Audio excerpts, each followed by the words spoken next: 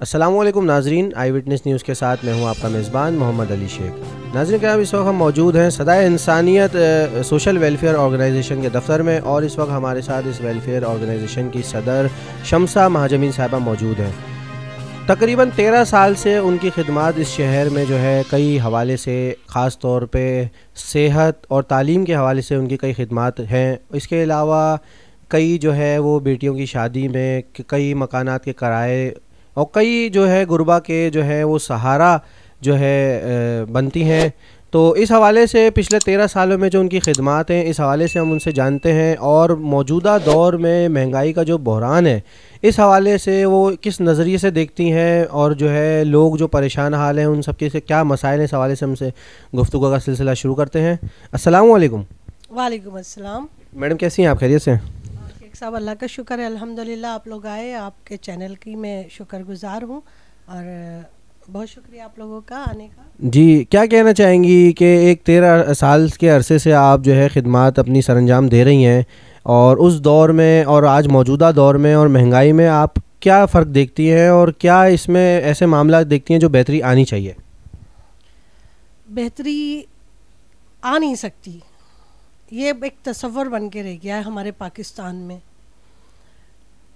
वैसे तो इंसानी हमदर्दी हर इंसान रखता है, लेकिन कोई किसी की इस दौर में मदद नहीं कर सकता, क्योंकि जो हालात आप लोग देख रहे हैं, आप सहाफ़ी हजरात हैं, आप लोग देख रहे हैं, मीडिया से रिलेटेड हैं, क्या कुछ नहीं हो रहा हमारे मुल्क में। अवाम जो पिछले 70 सालों से कुर्बानी हुक्मरान मांग रहे हैं, मैं ये समझती हूँ लियाकत अली ख़ान का बहुत अच्छा दौर था, बहुत अच्छा दौर था, जो पहले मुल्क के वज़ीर आज़म थे।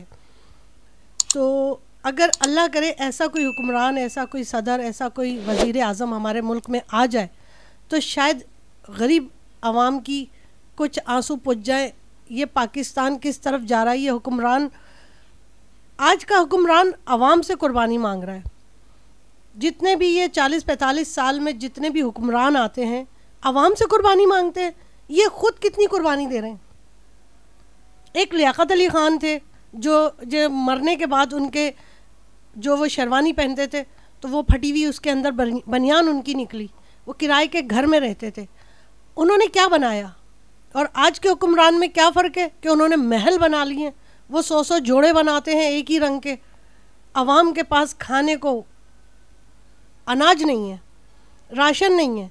इलाज के लिए हमारे पाकिस्तान में एक माँ सिवाय जिना अस्पताल के, सिविल अस्पताल के, और एक ये 3 अस्पताल है इतने बड़े शहर में, और वो सारे पाकिस्तान से यहाँ लोग आते हैं इलाज करवाने। कोई सहूलत नहीं है, सड़कों पे, फुटपाथों पे लोग पड़े हुए हैं। क्या हो रहा है हमारे मुल्क में? बोलना तो मैं बहुत कुछ चाहती हूँ, लेकिन मेरा किसी पार्टी से इख्तलाफ भी नहीं है, ना मैं किसी पार्टी को सपोर्ट करती हूँ, ना मैं किसी पार्टी को अच्छा समझती हूँ। मेरी नज़र में इस दौर में लोगों को टुकड़ों टुकड़ों करके बांट दिया है कि लड़ते रहो आपस में, और ये लोग ऐश कर रहे हैं, और खड़े होकर टीवी पे आके, मीडिया पे आके एक दूसरे के ये लोग जो है ऐप खोलते हैं। इतनी NGO है कराची में, ना तो फंड NGO को दिया जा रहा है, ना कोई इजाज़त दी जा रही है। इतनी तंगियां कर दी हैं। पहले जो NGO लाइफ टाइम रजिस्टर्ड होती थी, अब तो 2000 रुपये का इस पर भी वो लगा दिया कि हर साल आप इसको सालाना जो है रजिस्टर्ड करवाएं। ये करें, ये नहीं करें, 100 रुपये भी आ रहे हैं तो शनाख्ती कार्ड लेकर आएँ। कहाँ से आ रहे हैं, कौन फ़ंड देगा, कौन इन चक्करों में फंसेगा? कोई जो मदद करना चाहता वो भी नहीं करता, ना कोई वाइट कॉलर कर सकता है, ना कोई भी नहीं कर सकता। बहुत सारे NGOs जो है हमारे रो रहे हैं, फ़ंड नहीं है। तो हम भी कहाँ से आवाम की खिदमत करें? हम अपनी जेब से कितना करेंगे? हम भी तंग आ गए हैं, हम भी बहुत परेशान हैं। ये अवाम का हाल वो हो गया है कि दिल खून के आंसू रो रहा है, लेकिन हमारे हुक्मरानों को कोई फ़िक्र नहीं है, कोई फ़िक्र नहीं है। इनके जो घर में जानवर है ना, उनका खाना भी बाहर मुल्क से आता है, इनका पानी भी बाहर से आता है। और हमारी आवाम अपने ही पाकिस्तान में, जिन लोगों ने लाखों जाने कुर्बान करके ये वतन अज़ीज़ कलमे के नाम पे जो बनाया था, इस्लाम कहाँ जा रहा है हमारा? मुझे तो डर है कि लोग फुटपाथों पे आके ना सोने लग जाएं। पानी, बिजली, इस कदर बहरान, और फिर आप लोग बोलते हैं कि कुर्बानी दो। कौन सी कुर्बानी चाहते हैं? इतना तो आप लोगों ने गरीब को चूस के रख लिया। सहाफ़ी हजरात अपना किरदार भरपूर अदा कर रहे हैं। मैं मीडिया को देखती हूँ, सुनती हूँ, एक एक चीज़ मैं देखती हूँ, मेरी नज़रों से हर चीज़ गुजरती है। बहुत अफसोस का मकाम है कि परसों एक बच्ची की डिलीवरी हुई, वो उसकी गर्दन काट के उस बच्ची को आधा निकाल दिया और तीसरे हॉस्पिटल में उसका ऑपरेशन करके बच्ची का सर निकाला गया। ये हमारे अस्पतालों में हाल हो रहा है। अस्पतालों के बाहर बच्चों की लाशें मिलती हैं जो कुत्ते खा रहे होते हैं। 4,000 स्कूल हैं सिंध में, पूरे सूबा सिंध में, जिसमें से 1200-1300 स्कूल मौजूद हैं जिसमें बराए नाम पढ़ाई हो रही है। एक अभी मेरी खबर मेरी नज़रों से गुजरी, सरकारी स्कूल में सरकारी कोर्स बेचा जा रहा है 2,000 रुपये में। कौन पढ़ाएगा? प्राइवेट स्कूल वाले। अब जिन लोगों ने 8-8 एक स्कूल खोल के 8-8 स्कूल बना लिए, एक माफिया बन गया है। प्राइवेट स्कूल तो छोड़े, अब कोई गवर्नमेंट स्कूल में अपने बच्चों को नहीं पढ़ा सकता। इस मुल्क के हालात वहाँ पहुँचा दिए हैं। इन 20-25-30 सालों में ये मुल्क बिल्कुल बर्बादी के दहाने पे पहुँच चुका है। अब NGOs भी, हमारे जैसी NGOs भी जो है ना, बस अल्लाह की तरफ देख रही हैं। हमें किसी भी मुल्क के, इस मुल्क के जितने भी वज़ीर सफ़ीर, हमें किसी से कोई तवक्को नहीं है। आप देखें कि हमारी आवाम को क्या रिलीफ दिया जा रहा है। एजुकेशन एक डिपार्टमेंट मजाक बन गया है। हेल्थ पे हमें क्या दिया जा रहा है? क्या लोगों को सहूलियात दी जा रही हैं? कुछ भी नहीं दी जा रही, कुछ भी नहीं। माजरत के साथ मैं खुल के कह रही हूँ कि गरीब आदमी के नसीब में सिर्फ ज़िल्लत, ख्वारी, परेशानी, बदहाली, भूख, प्यास रह गया। एक ये के इलेक्ट्रिक, इसको तो अल्लाह बंद ही कर दे तो अच्छा है। अरे आवाम को लाइट तो दे दो, बच्चों को, गरीब बच्चों को एक पंखा। तुम्हारे तो महलों में एसी के प्लांट लगे हुए। हुक्मरानों, मैं तुमसे सवाल करती हूँ, एक पंखा गरीब का हक नहीं है? 8 घंटे, 24 घंटे में से 8 घंटे बिजली नहीं मिल रही है। कब सोएंगे वो? नफ्सियाती हो रहे हैं, परेशान हो रहे हैं, बच्चे चोर डकैत बन रहे हैं। या अल्लाह, मैं तो बोलती हूँ बस रहम करना हमारे मुल्क पे और हम लोगों पे।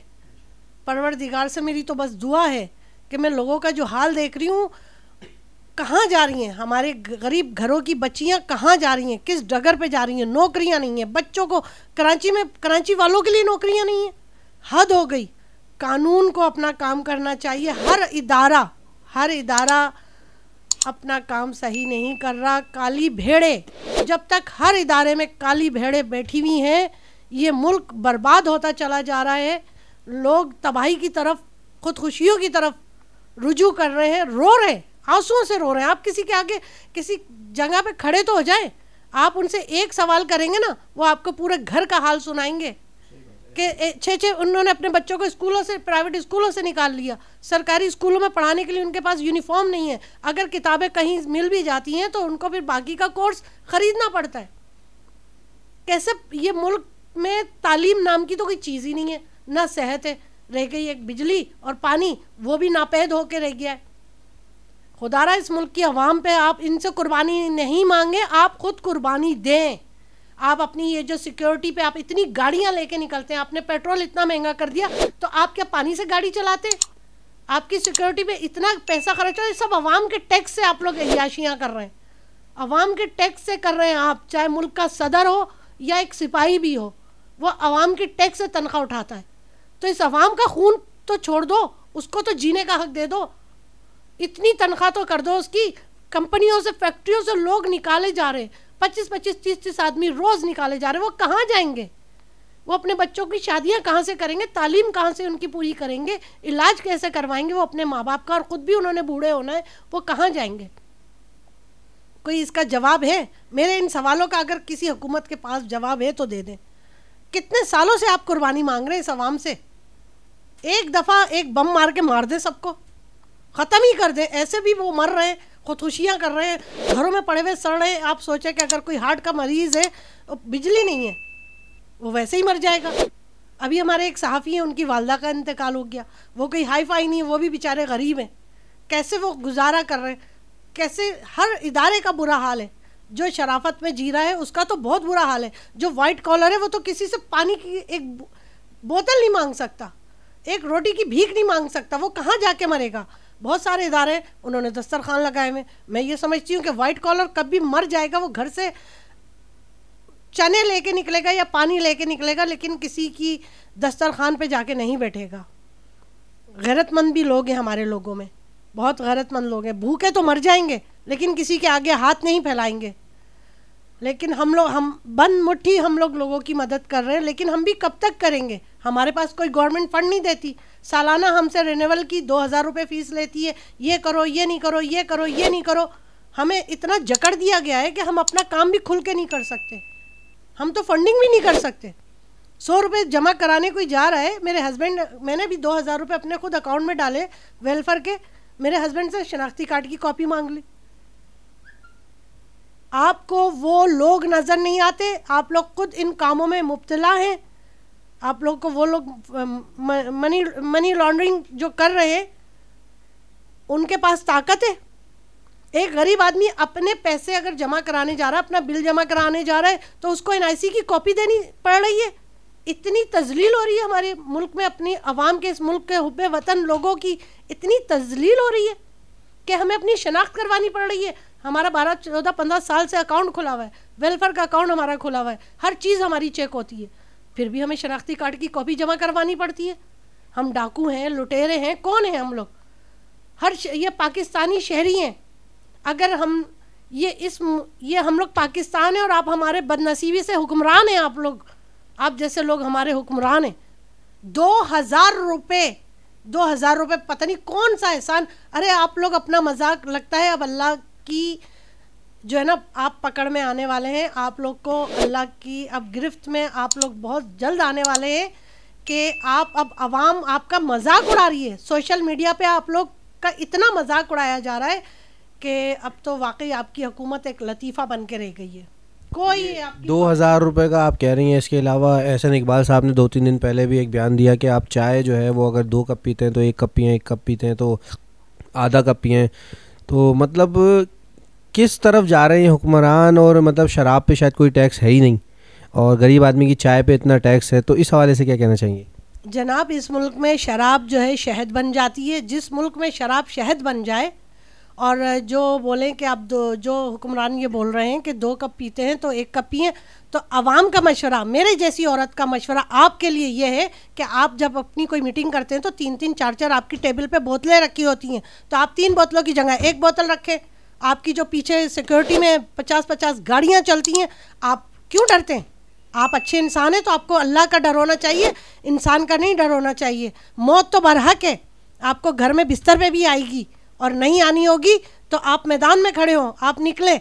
जो लोग हुक्मरान, जो अवाम पे हुक्मरानी करते हैं ना, जो उनका अच्छा करते हैं, उनका भला करते हैं, वो अवाम उनकी मुहाफिज बन जाती है। तो आप कैसे मुहाफिज हैं, कैसे हुक्मरान हैं हमारे, जो 50-50 गाड़ियाँ अपनी सिक्योरिटी के लिए लेके चलते हैं? आप अपनी सिक्योरिटी कम कर दें। आप वो इतने जो फूल सजा के हर महफिल में, हर अपने जो है टेबलों पे, कोई इजलास हो, कोई मीटिंग हो, लाखों रुपए के तो आपकी टेबलों के आगे फूल बिछे हुए होते हैं। आप अपने वो अय्याशियाँ ख़त्म कर दें ना, उन फूलों से। उस 3 बोतलें आप 1 बोतल अपनी टेबल पे रखें और 2 बोतलें वो आवाम को दे दें। चलें, ये तो हो गई सारी बातें मौजूदा हुकूमत के हवाले से, महंगाई के हवाले से, गुर्बत के हवाले से, कराची के आवाम के मसाइल के हवाले से। आपने सदाए इंसानियत सोशल वेलफेयर ऑर्गेनाइजेशन का जो फ़ैसला किया इस वेलफेयर को रजिस्टर्ड कराने का 13 साल पहले, तो किसी ने मशवरा दिया था या आपका मतलब दिल में कोई ख्याल आया, या ऐसा क्यों हुआ कि आपने 13 साल पहले जो है इंसानियत का खिदमत का जो है बेड़ा उठाया? शेख साहब, मैं आपको ये बताती चलूँ, ये तो अल्लाह के काम होते हैं, जिसने उनसे लेना होता है उनको मुंतखब कर लेता है। मेरे फ़ादर जो है वो आर्मी में थे, तो वो बहुत रहमदिल थे, और हम लोग हाशमी ख़ानदान से हैं और हाशमी घराने से हमारा ताल्लुक़ है। और आपको पता है हुज़ूर पाक सल्लल्लाहु अलैहि वसल्लम का एक ख़िताब बनो हाशम भी है, हाशम कबीला है जिससे वो मुंसलिक थे, और हमारे खून में ये चीज़ शामिल है। और मैं बचपन से ही, मैं ये तो 13 साल पहले मैंने तो गवर्नमेंट से लेटर लिया है ना, रजिस्ट्रेशन कराई है, लेकिन अल्लाह ताला ने ये फ़लाही काम मुझे मेरे ब्लड के साथ मुझे मिला है। ये जज्बा मेरे वालिद में भी था, मेरी वालदा में भी था। मेरी वालदा बहुत बढ़ चढ़ के हर काम में हिस्सा लेती हैं, बहुत लोगों के लिए हेल्प करती हैं। मेरी वालदा तो बग़ैर रजिस्ट्रेशन के ही बहुत बड़ी NGO हैं, और बहुत लोगों की खिदमत करती हैं। तो जो माँ बाप को देखती हैं औलादें, वही जज्बा अपने उनकी औलादों में कन्वर्ट होता है। और मेरे फादर जो है आर्मी में होके मेडिकल में थे, डॉक्टर थे, तो मेरे अब्बू बहुत लोगों की मदद करते थे। इवन कि वो जानवर के साथ भी नेकियां करते थे, बिल्ली हो, कुछ बहुत सारे घर में पालतू जानवर होते हैं, तो वो उनसे भी बहुत हमदर्दी और प्यार किया करते थे, उनको ज़ख्मी नहीं देख सकते थे। और लोगों के लिए खाने पीने का एहतमाम करते थे, रमज़ान में दस्तरखान सजाया करते थे। तो ये सारी चीज़ें अपने माँ बाप से मुझे मिली हैं, और ये खून का असर है, कुछ हमारी उसका असर है जो हमें खून मिला है बनो हाशिम कबीले से। तो ये सारी चीज़ें अल्लाह की तरफ गिफ्ट, गॉड गिफ्टेड है हमें, और अल्लाह ने ये अता किया है। तो अब ज़िंदगी में मैं ये समझती हूँ कि है ज़िंदगी का मकसद औरों के काम आना। अपने लिए तो सभी जीते हैं, लेकिन कुछ लोग जीते जी भी कोई उनका नाम नहीं होता, बड़े बड़े लोग ये काम नहीं कर सकते, लेकिन कुछ लोग होते हैं जो अपने लिए नहीं औरों के लिए जी के हमेशा यादों में ज़िंदा रहते हैं। और मेरा भी एक जज्बा है कि मैं मरने के बाद भी जीना चाहती हूँ, कि लोगों की यादों में ज़िंदा रहूँ। चलें, बहुत बहुत शुक्रिया जी। नाजरीन, आपने शमसा महाजबीन साहिबा की गुफ्तगू सुनी, और महंगाई के हवाले से उन्होंने बिल्कुल ठीक कहा। कराची के आवाम के मसाइल और बल्कि पूरे पाकिस्तान के अवाम के मसाइल इस वक्त जो है वो बहुत ज़्यादा बढ़ चुके हैं, और उन्होंने दुआ की कि हुक्मरानों के दिल में अल्लाह रहम फरमाए, और हमारी आवाम का जो है वो जो हालत अब से बदतर होती जा रही है, अल्लाह पाक उसे बेहतर करे। अपने मेज़बान को दीजिए इजाज़त। अल्लाह हाफ़िज़।